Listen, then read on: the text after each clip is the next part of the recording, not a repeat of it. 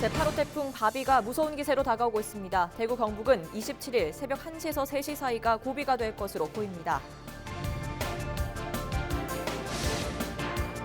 26일 0시 기준 대구 코로나19 확진자가 전날보다 3명 더 늘었습니다. 경북에서는 이날 집계에 포함되지 않은 확진자가 추가로 나왔습니다. 사회적 거리두기 2단계로 50명 이상이 모이는 실내 행사가 모두 금지된 가운데 결혼식을 두고 지자체마다 다른 기준을 적용하면서 혼란이 가중되고 있습니다. 코로나 재확산으로 우울감을 호소하는 사람도 다시 늘었습니다. 물리적 방역만큼이나 중요한 심리 방역, 마음을 다스리는 방법을 살펴봅니다.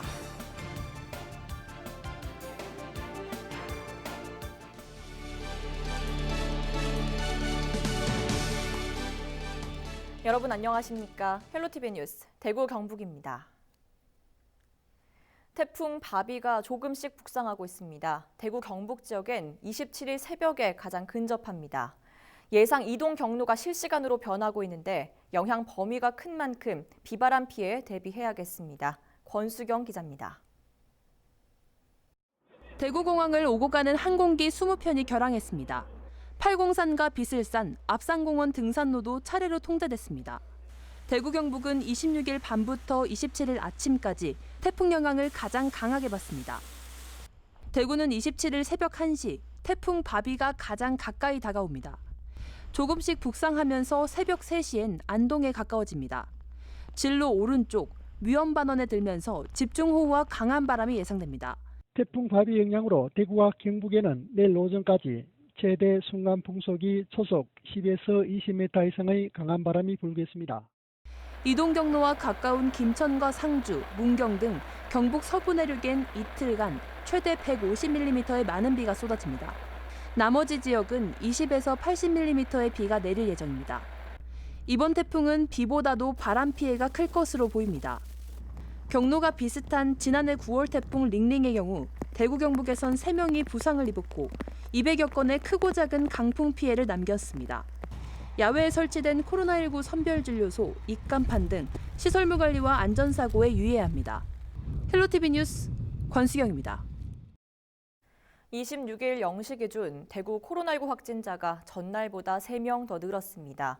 확진자 중 2명은 지역 감염으로 광화문 집회에 참가한 60대 여성과 서울 지역 확진자의 접촉자로 분류된 50대 여성입니다. 나머지 1명은 지난 12일 에티오피아에서 입국한 외국인 남성으로 격리 해제를 위한 검사에서 양성으로 확인됐습니다. 전국적으로는 국내 발생이 307명, 해외 유입이 13명으로 모두 320명 증가했습니다. 한편 문경에서는 26일 0시 기준 집계에는 포함되지 않은 확진자가 추가로 나왔습니다. 문경시는 26일 모전 초등학교에 다니는 12살 남자 어린이가 확진 판정을 받았다고 밝혔습니다. 교육청은 해당 학교에 대해 등교를 중단하고 교실 등을 소독했습니다. 방역당국은 확진 판정을 받은 어린이가 가족과 함께 대구 시립화장장인 명복공원을 다녀온 사실을 토대로 정확한 감염 경로를 파악 중입니다. 사회적 거리두기 2단계가 본격 시행됨에 따라 사람들이 많이 모이는 시설에는 50인 이하로 인원을 제한하는 등의 조치가 내려졌습니다. 그렇다면 예식장은 집합 모임 행사로 봐야 할까요? 아니면 민간 다중이용시설로 봐야 할까요? 집합 모임으로 본다면 50인 이하로 인원이 제한되지만 민간 다중이용시설로 본다면 인원 제한이 없이 영업이 가능합니다. 이를 두고 지자체마다 판단 기준이 엇갈리면서 지역 예식장과 하객들의 혼선이 빚어지고 있습니다. 전병주 기자의 보도입니다. 안동에 있는 한 예식장입니다. 올 상반기 결혼식 예약 건수는 55건. 지난해 같은 기간과 비교해 3분의 1 수준으로 크게 줄었습니다. 상반기 예정됐던 결혼식 절반 이상이 8, 9월로 연기됐습니다. 하지만 코로나19가 재확산하면서 또다시 연기하거나 취소해달라는 문의 전화가 쇄도하고 있습니다. 호텔 예식장과 달리 전문 예식장은 더 큰 타격을 입었습니다. 안동시가 사회적 거리두기 2단계 지침에 따라 예식장 하객 수를 50인 이하로 제한했기 때문입니다. 실내 수용 인원이 제한되면서 예식장 하객 등 이용객들이 불편을 겪고 있습니다.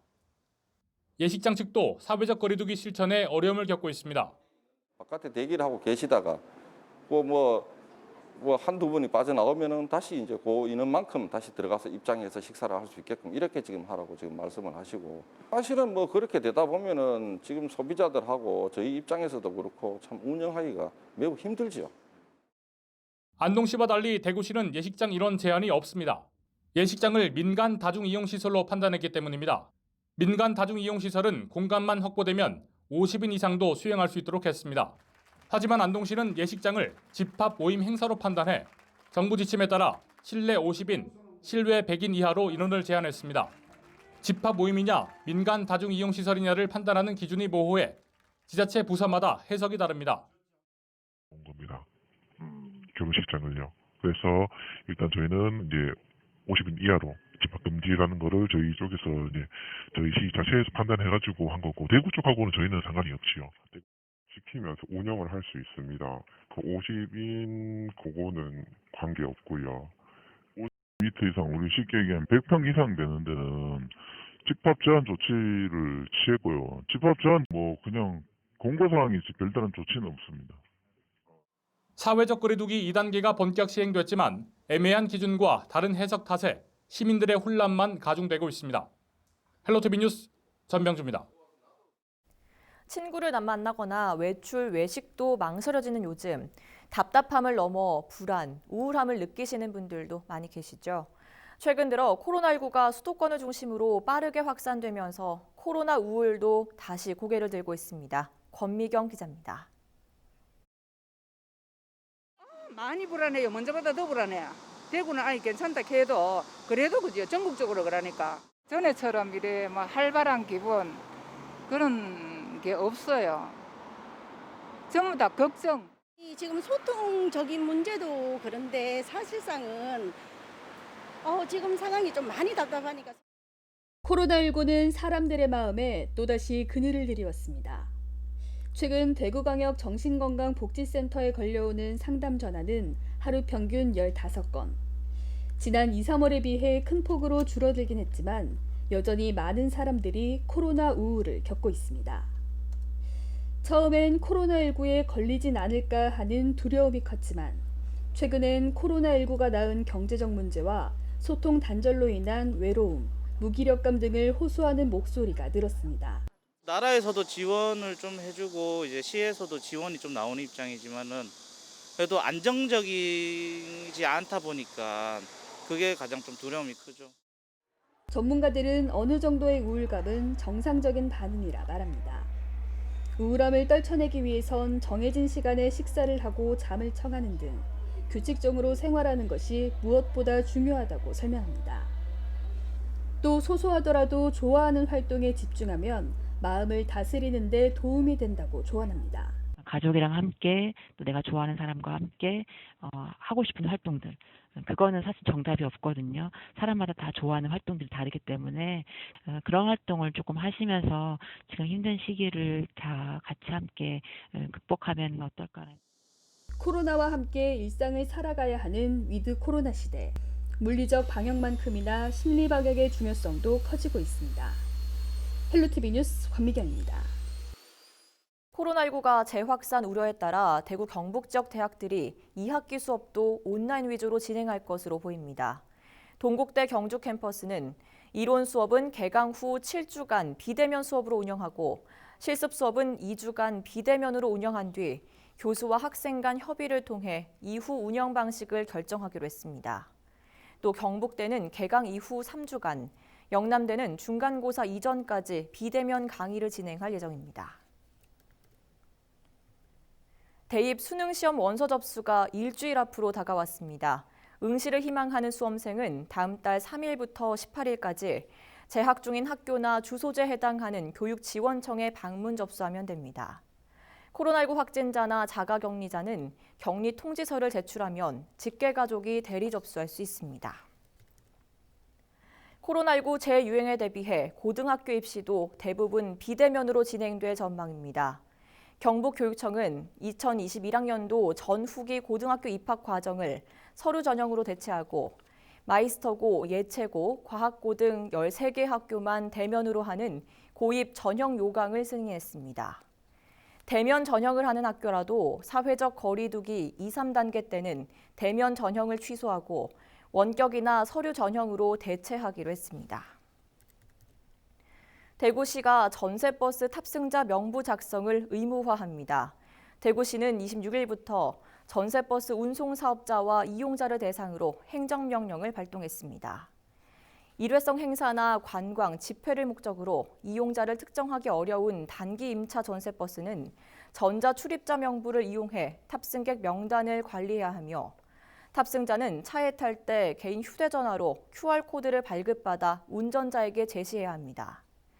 통근이나 통학, 학원버스 등 정기적으로 운행하는 전세버스는 대상에서 제외됩니다. 이번 행정명령을 위반하면 감염병 예방법에 따라 300만 원 이하 벌금이 부과될 수 있습니다. 오는 31일부터 대구 희망지원금 신용 체크카드 신청이 시작됩니다. 신청은 오전 9시부터 카드사 홈페이지 첫 화면에 대구 희망지원금 배너를 눌러 카드 번호로 본인을 인증하면 됩니다. 다만 미성년 세대원은 세대주가 신청하면 합산해 지급됩니다. 신청이 완료되면 2일 내에 신청한 카드를 통해 대구 희망지원금을 받을 수 있습니다. 대구 행복페이로 지급받길 원하는 시민들은 다음 달 7일부터 신청이 가능합니다.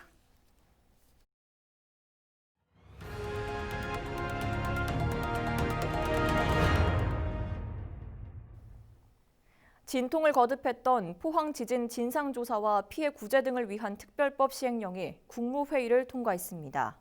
논란의 핵심인 피해 지원금 지급 비율을 80%로 올리고 나머지 20%를 지자체가 부담하는 방식으로 사실상 100% 구제 방안이 마련됐는데 지역에서는 아쉽지만 그나마 다행이라는 평가가 나왔습니다. 장효수 기자가 보도합니다. 포항지진특별법 시행령이 국무회의를 최종 통과했습니다. 주민들이 강하게 반발한 피해 지원금 지급 비율은 70%에서 80%로 올리고 나머지 20%는 경북도와 포항시가 부담하기로 해 사실상 100%를 지원받게 됐습니다. 유형별 지원 한도의 경우 농축산 어업시설 3천만 원, 종교 사립보육시설은 1억 2천만 원으로 유지됐지만 소상공인과 중소기업은 당초 6천만 원에서 1억 원으로 상향 조정됐습니다. 포항시는 아쉽지만 이번 정부의 결정을 받아들이고 시민들이 100% 피해 구제 지원을 받을 수 있도록 나머지 20%에 대해 경북도와 긴밀히 협의하겠다고 밝혔습니다. 나머지 20%에서 책임 여부를 떠나서 피해 주민의 입장에 서서 우리 지방자치단체에서 지방정부에서 그것을 함께 보전해서 100% 맞춰주겠다는 게 의미가 있고요. 이제는 지진을 관련된 것을 정리를 하고 새로운 미래 방향으로 또 100% 피해 구제 지원이 신속히 이루어질 수 있도록 법적 근거와 후속 조치 마련에 정부와 정치권의 적극적인 협력을 요청했습니다. 영일만 횡단대교 건설과 지진 안전망 구축, 트라우마 센터 건립 등 특별법에 명시된 경제 활성화와 공동체 회복 방안에 내년도 국비 예산 반영도 함께 건의했습니다.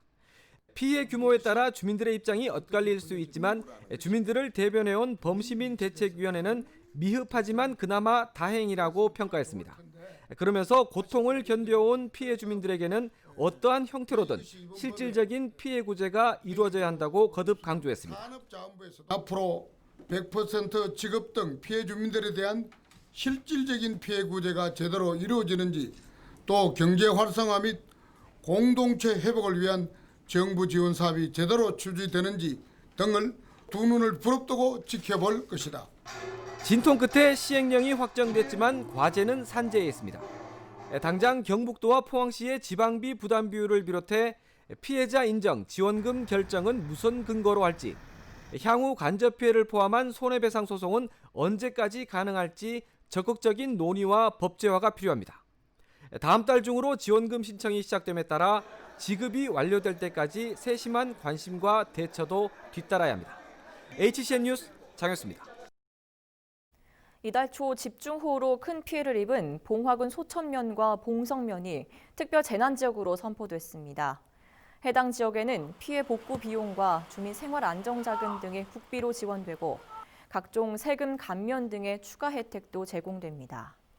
지난 1일부터 11일까지 봉화군에 내린 비의 양은 353mm로 경북 평균 강수량인 230mm의 1.5배가 넘습니다. 예천군에서 멀쩡한 가로수 10여 그루가 훼손된 채 발견됐습니다. 예천군은 최근 예천읍 고평리 도로변에 있는 벚나무 19그루가 훼손돼 말라 죽었다며 경찰에 수사를 의뢰하고 결과에 따라 형사 고발은 물론 변상금도 부과할 방침이라고 밝혔습니다. 정당한 사유 없이 가로수를 훼손할 경우 관련 법에 의해 3년 이하 징역 또는 3천만 원 이하 벌금에 처해질 수 있습니다. 대구시는 사람 중심의 교통 문화를 확산하기 위해 안전활동을 추진합니다.